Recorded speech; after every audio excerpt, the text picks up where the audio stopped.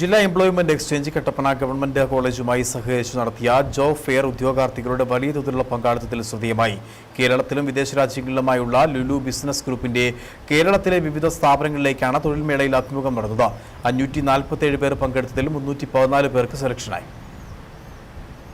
ഇടുക്കി ജില്ലാ employment exchange നടത്തിയ പ്രയുക്തി 2025 രണ്ടാമത്തെ മെഗാ റിക്രൂട്ട്മെന്റാണ് കട്ടപ്പന ഗവൺമെന്റ് കോളേജ് വെച്ച് നടന്നത്.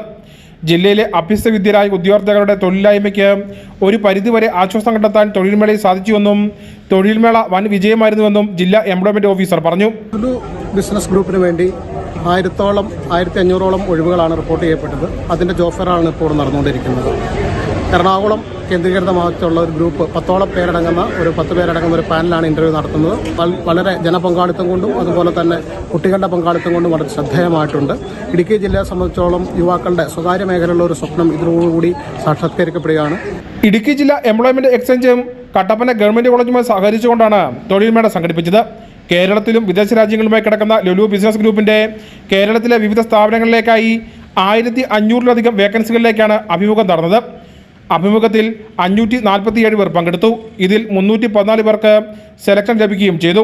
മേളയിൽ പങ്കെടുത്ത ഉദ്യോഗാർത്ഥികൾക്ക് അവരുടെ അഭിരുചിക്കും യോഗ്യതയ്ക്കും അനുസരിച്ചുള്ള ഒരു തൊഴിൽ തിരഞ്ഞെടുക്കാനുള്ള അവസരമാണ് ഒരുങ്ങിയത്. ഇടുക്കി ജില്ലാ പഞ്ചായത്ത് പ്രസിഡന്റ് രാജിച്ചൻ നീറാണംകുന്നേൽ തൊഴിൽമേളയുടെ ഉദ്ഘാടനം നിർവഹിച്ചു. കട്ടപ്പന നഗരസഭാ ചെയർപേഴ്സൺ ബീന ടോമി മുഖ്യപ്രഭാഷണം നടത്തി. ജില്ലാ employment officer Rajesh B, Kattappana government college principal doctor Kannan V, junior employment officer Nagas Ahammed, Viswanathan PN, Manija Abraham, Anoop J ആലക്കാപ്പള്ളിയിൽ എന്നിവർ നേതൃത്വം വഹിച്ചു. News bureau, Kattappana.